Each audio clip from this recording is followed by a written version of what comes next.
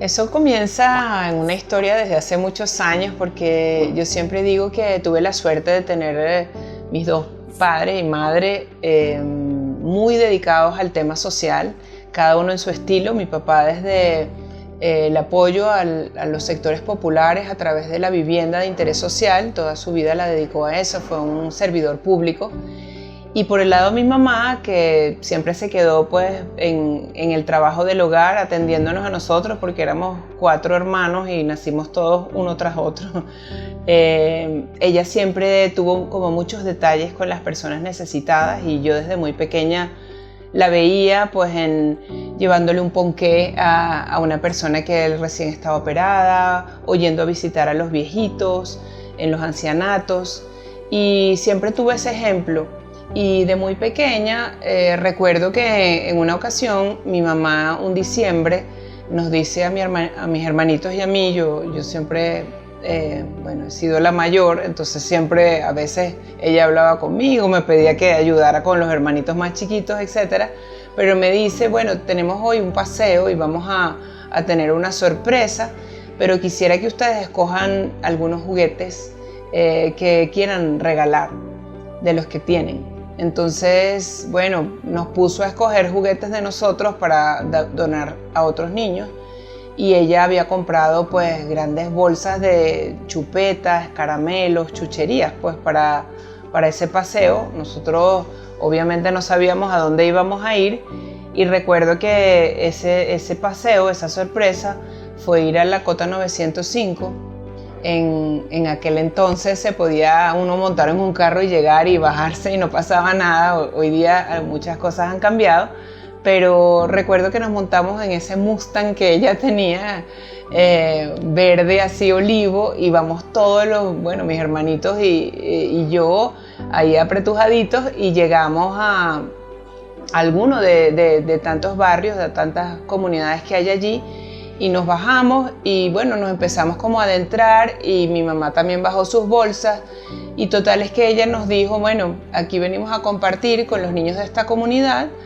Y bueno, la verdad yo todavía nunca le he preguntado cómo ella hizo ese contacto o por qué se le ocurrió ir a ese barrio, pero el hecho es que nos bajamos y bueno, empezamos a entregar nuestros propios juguetes y a repartir esos caramelos y esas chucherías, y al cabo de minutos estábamos rodeados de niñitos que iguales a nosotros, pues que extendían su mano pidiendo que a ellos también les tocara algo, ¿no?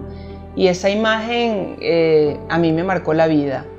Yo creo que tendría alrededor de 7 años, y un evento que a lo mejor, bueno, suena así como lugar común, realmente a mí me marcó y me hizo pensar en cómo yo había sido tan afortunada de haber nacido en la familia que nací, porque uno no escoge en qué familia nació, y cuán afortunada había sido de tener todo lo que había tenido, mis padres, mis hermanos, rodeada siempre de mucho amor, yendo a un buen colegio, teniendo, bueno, oportunidades que muchas personas no tenían.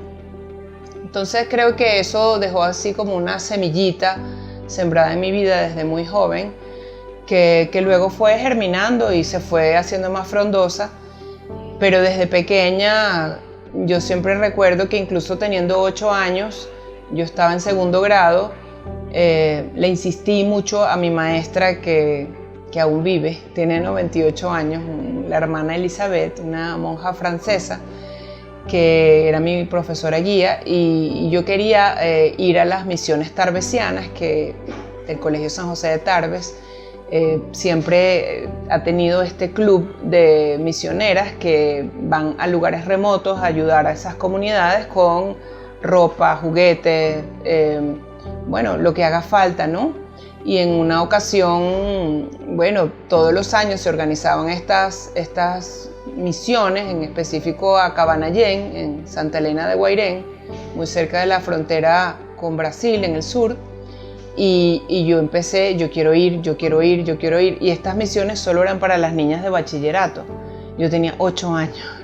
Entonces empecé con ese fastidio a tal punto, bueno, que yo creo que la hermana no se pudo negar, porque bueno, por una parte Yo era súper buena alumna, tenía muy buenas notas, yo llevaba 20 en línea y además pues siempre colaboraba en el salón y tenía un muy buen grupo de amigas.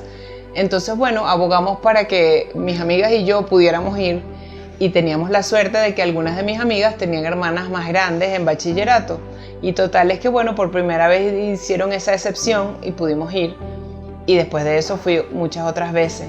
Entonces, eso también me siguió como que mostrando las realidades tan diversas de nuestro país, porque en este caso fue en una comunidad indígena, ver las necesidades tan abrumadoras que tenía esa comunidad y como pequeñas cosas que uno a veces no mide, cuán importante puede ser desprenderse de una franela o de un jean que ya no usa, o comprar algo para gente más necesitada puede cambiarles la vida, ¿no?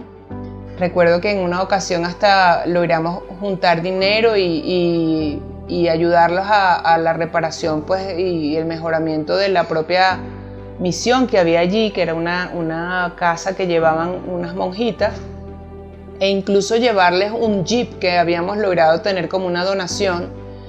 Y muchos años más tarde, una de mis amigas del colegio que fue conmigo a esa misión, nos contaba que había vuelto, bueno, ya de mayor, y las monjitas le habían contado que ella no se imaginaba cuántas vidas había logrado salvar ese jeep. Porque bueno, servía como vehículo de transporte en una comunidad que en ese entonces era muy remota. Hoy día hay hasta carreteras asfaltadas, pero en ese momento era todo de tierra y llegar hasta allá era muy complejo. Entonces bueno, todos esos pequeños granitos fueron aportando a mi vida para hacer como muy claro que yo tenía que hacer algo en este mundo por las personas que menos tenían, las personas más necesitadas.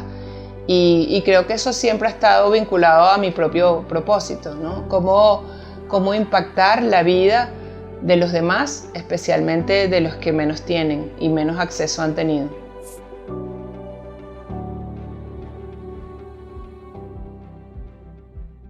Claro que sí, hay muchísimas maneras de involucrarse si uno quiere generar impacto social. A veces lo podemos hacer directamente.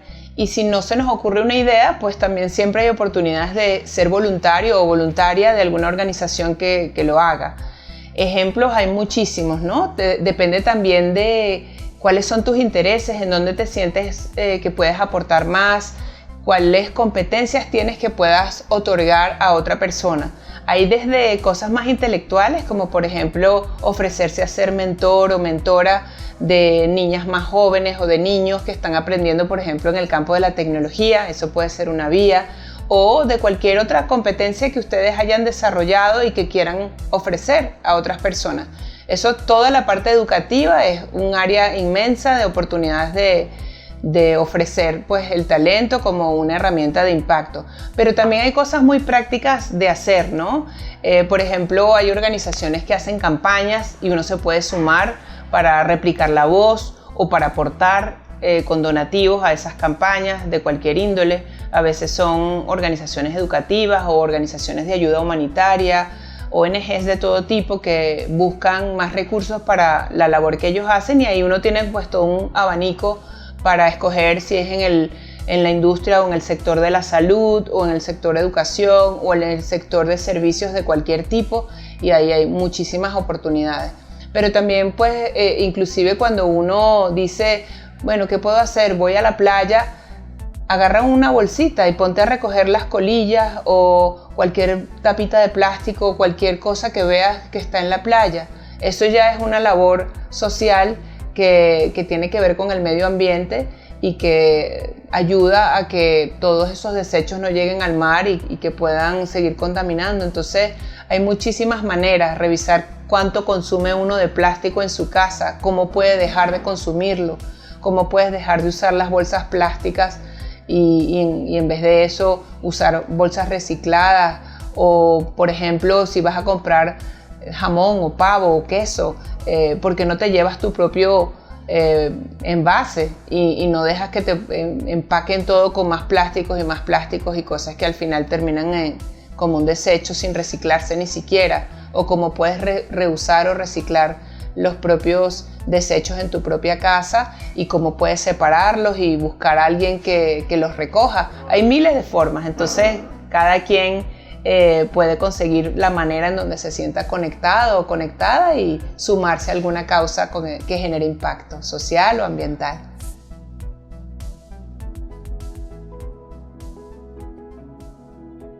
A mí me gusta muchísimo ese framework, ese enfoque metodológico de plantear que el punto óptimo de la innovación se encuentra en la intersección entre 4 grandes pilares. Por una parte, siempre tenemos que atender los deseos, las necesidades, las carencias, los sueños, las expectativas de nuestros potenciales clientes, consumidores o bueno, ese segmento que queremos atender. Es de vital importancia cualquier cosa que nosotros diseñemos o estemos creando que atienda y resuelva alguna necesidad o algún deseo, una expectativa que tenga ese grupo a quien vamos a atender. Eso tiene que ver con la deseabilidad del ser humano. Después tenemos otro gran círculo que es todo lo que tiene que ver con la viabilidad económica de lo que estamos haciendo. Detrás de cualquier iniciativa, sea un emprendimiento, sea un proyecto, sea un producto o un servicio que estamos diseñando, tiene que responder a un modelo de negocios que permita que sea viable desde el punto de vista financiero, que tenga sentido, que lo haga sostenible en el tiempo de manera que no fenezca y que pueda ofrecer lo que se propone. Esa es pues la parte de viabilidad. Después tenemos una gran área de factibilidad desde el punto de vista de tecnología. ¿Qué recursos vamos a usar o qué tecnologías vamos a incorporar que acompañen ese diseño o ese producto, ese servicio, lo que estamos haciendo? Y finalmente hay un gran círculo que casi nadie le pone atención, que es el que llamamos integridad. En la integridad podemos revisar cuál es el impacto que queremos generar con ese producto o ese servicio o ese proceso que estamos diseñando. Y eso tiene que ver con el impacto social o con el impacto ambiental, o ojalá que con los dos. De manera que cuando construyamos un proceso de innovación de cualquier tipo, en la intersección de todos esos 4 componentes es donde decimos que se encuentra el punto óptimo de la innovación. ¿Qué es lo que estamos observando?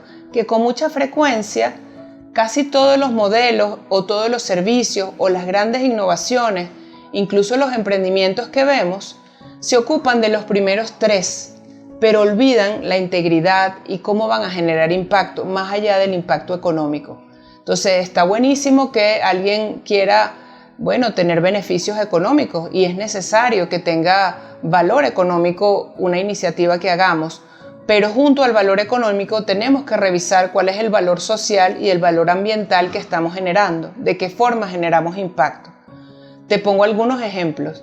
Si uno, por ejemplo, diseña una solución para tomar agua, vamos a decir todo el mundo, todos los seres humanos queremos tomar agua, necesitamos tomar agua. Y antiguamente pues no habían envases. Entonces vamos a decir que mi gran modelo y mi gran invención es diseñar una botella de PET. Cuando esto ocurrió, ¿verdad? Es un modelo que es viabilidad económica tiene porque yo vendo mi botella, genero un beneficio, puedo pagar y puedo continuar produciendo más. De forma en la parte tecnológica también, porque todo lo que tiene que ver con la tecnología que se diseña para crear esa botella, su tapa, etcétera, es totalmente viable tecnológicamente. Pero ¿qué pasa con el medio ambiente? ¿A dónde van a parar esas botellas? Nadie se lo preguntó. ¿Qué daño puede generar una botella de PET, sea de agua o sea de cualquier refresco o cualquier bebida? ¿Qué pasa con esa botella? ¿De qué forma se pudiera reciclar? Hoy día hay algunas iniciativas de reciclaje y de uso del PET, inclusive hasta para diseñar t-shirts, franelas que se pueden hacer con esos materiales y telas que se han logrado hacer ahora con PET. Pero eso es muy reciente. El daño que ha ocasionado el plástico de PET en el planeta es impresionante, porque al final termina en los océanos.